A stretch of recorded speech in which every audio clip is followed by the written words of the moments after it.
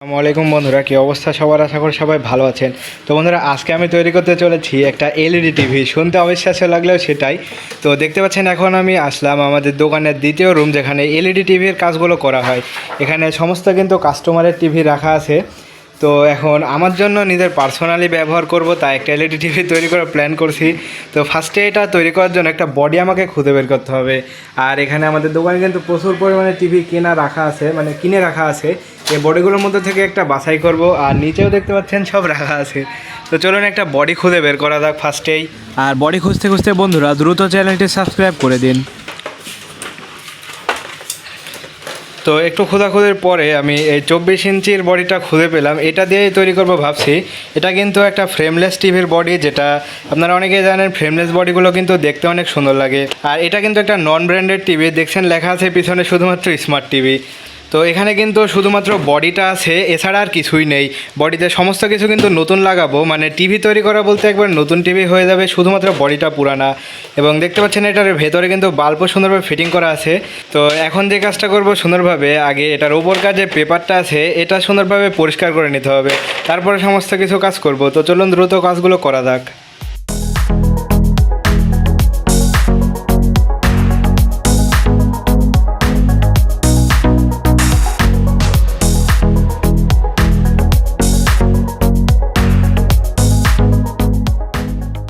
তো এই টিভিটা তৈরি করতে সাহায্য করছে আমাদের দোকানেরই আমার ভাই রাব্বি ভাইয়া।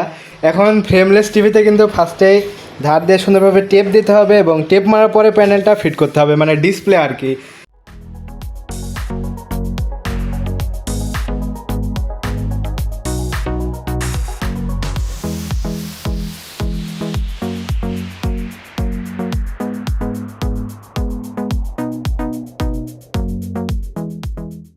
তো বডিতে কিন্তু ফ্রেমলেস টেপ লাগানো হয়ে গেল। এখন এটার উপরে প্যানেল ভিড়াতে হবে।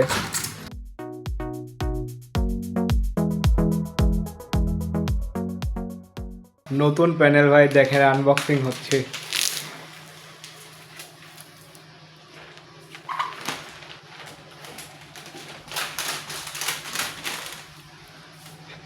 পুরানা বডিতে একেবারে ফুল ফ্রেশ ডিসপ্লে হয়ে গেল, নতুন ফ্রেশ টিভি।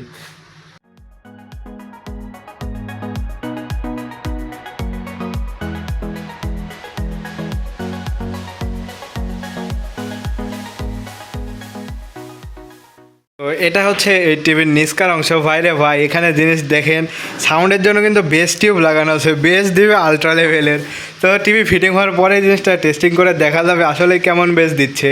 তবে এই ধরনের বেস টিউবের সাউন্ড কোয়ালিটি কিন্তু ভালো হয়। আর এখানে আমি সার্কিট হিসাবে এটা ব্যবহার করছি। এগুলো কিন্তু মূলত 24 ইঞ্চির টিভি সার্কিট হিসাবে পাওয়া যায়, এবং সচরাচর কমন সার্কিট হিসাবে কিনতেও পাওয়া যায়। তো এখন সুন্দরভাবে সার্কিটটা এটার বডিতে ভিড়াতে হবে।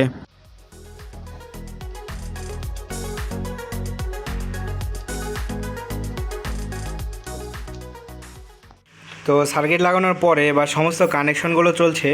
এখানে টিভির প্যানেলের টিকন বোর্ড থেকে এলভিডিএস কেবলের মাধ্যমে সার্কিটে কিন্তু লাইন যাবে। আর এখানে পাওয়ার কর্ড দেওয়া আছে, তার সাথে লাইটের জন্য আলাদা তার, এবং সেন্সর বা সুইচের জন্য কিন্তু আলাদা তার। এবং অলরেডি দেখতে পাচ্ছেন সেন্সরে কিন্তু আলো চলে এসেছে লাইন দেওয়ার পরে। এবার দেখা যাক অন হয় কি। তো ফাইনালি অন হচ্ছে, এবং দেখতে পাচ্ছেন আমাদের টিভি কিন্তু অন হয়ে গেছে। এখন জাস্ট শুধু ফিনিশিং দিয়ে সেট আপ করলে কিন্তু কাজটা কমপ্লিট। আর ফিনিশিং বলতে এখানে কিন্তু বডি অন্যটা এবং সার্কিট অন্য, মানে পুরোটাই মডিফাই করা। তার জন্য বডির সাথে সার্কিট ভিড়ছে না, সেটাও একটু মডিফাই করে কিন্তু লাগাতে হবে। তো সমস্ত কানেকশন দেওয়ার পরে দেখতে পাচ্ছেন বন্ধুরা, এটা সুন্দরভাবে কিন্তু ফিটিংয়ের কাজ চলছে।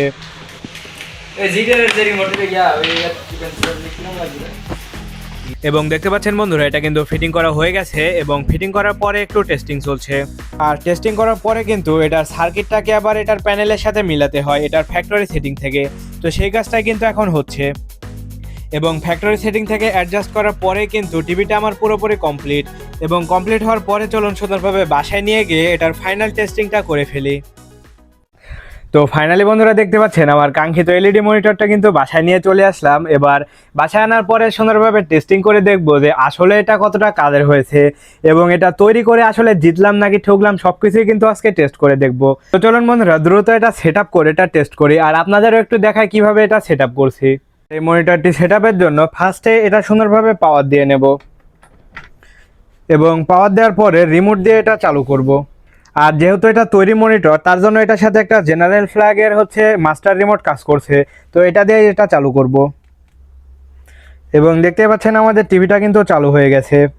আর এখানে যেহেতু আপাতত কোনো ইনপুট কানেকশন নাই, তাই এটা ব্লু স্ক্রিন হয়ে আছে এবং নো সিগন্যাল দেখাচ্ছে।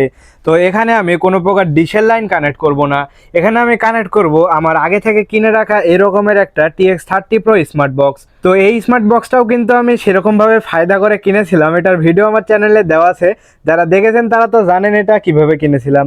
তো যাই হোক, চলুন দ্রুত স্মার্ট বক্সটা এটার সাথে কানেক্ট করি। দেখতে পাচ্ছেন বন্ধুরা, সুন্দরভাবে কিন্তু স্মার্ট বক্সটি কানেক্ট করে নিলাম। আর স্মার্ট বক্সের এখানে HDMI এর মাধ্যমে ভিডিও আউটপুট আমি টিভিতে দিয়েছি। আর এটার স্মার্ট বক্সের পাওয়ার কিন্তু আমি দিয়েছি টিভির USB 5 ভোল্ট থেকে। এবং অলরেডি দেখতে পাচ্ছেন স্মার্ট বক্স কানেক্ট করার পরে সামনে ছবি চলে এসেছে। তো বন্ধুরা, এটা সুন্দরভাবে সেটআপ দেওয়ার পরে এবার চলুন সুন্দরভাবে টেস্ট করে দেখি। আর এটা টেস্ট করার জন্য কিন্তু আমার অরিজিনাল রিমোটটার দরকার নাই, কারণ যেহেতু এখানে স্মার্ট বক্স লাগানো আছে, তাই এখন স্মার্ট বক্সের রিমোট দিয়ে এটা চালাতে হবে। তো দেখতে পাচ্ছেন অলরেডি আমার স্মার্ট বক্স চালু হয়ে আছে এবং স্মার্ট বক্সের হোম স্ক্রিন আছে।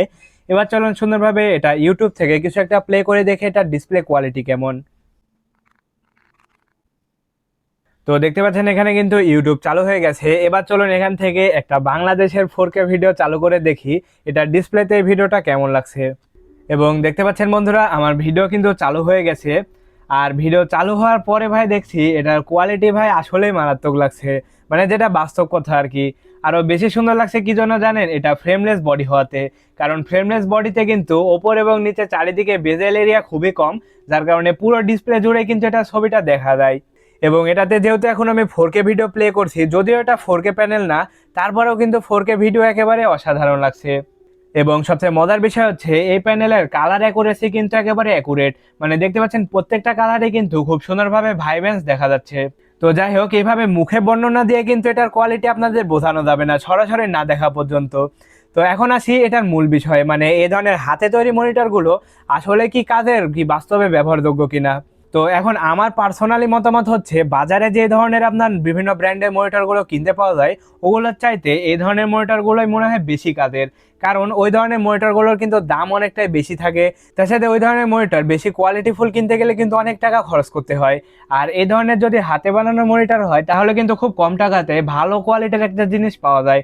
যেমন দেখতে পাচ্ছেন ফ্রেমলেস মনিটর কিন্তু খুব কমে আমি তৈরি করে ফেললাম, যেটা কিন্তু মার্কেটে কিনতে গেলে 10,000-এর আশেপাশে অথবা অনেক ক্ষেত্রে দেখা যায় বেশিও হতে পারে। এখন কথা হচ্ছে বন্ধুরা, আমি কিন্তু নিজে টেকনিশিয়ান এবং আমাদের দোকানে এগুলো করা হয়, যার কারণে আমি হাতে এভাবে টিভি তৈরি করে বাসায় নিয়ে আসলাম। কিন্তু আপনারা তো এরকম সব জায়গাতে পাবেন না, তো এটা একটু দুঃখের বিষয়। কিন্তু এভাবে তৈরি করে কিন্তু আসলেই আমার অনেক ভালো হয়েছে, কারণ একটা মনিটর যদি আমি বাজারে কিনতে যেতাম অনেক টাকা খরচ করা লাগতো, এবং এই মনিটরটা কিন্তু খুব কমে পেয়ে গেলাম। তো যাই হোক বন্ধুরা, আজকের ভিডিওটি এ পর্যন্তই ছিল। দেখা হচ্ছে পরবর্তী কোনো ভিডিওতে। ধন্যবাদ শেষ পর্যন্ত ভিডিওটি দেখার জন্য।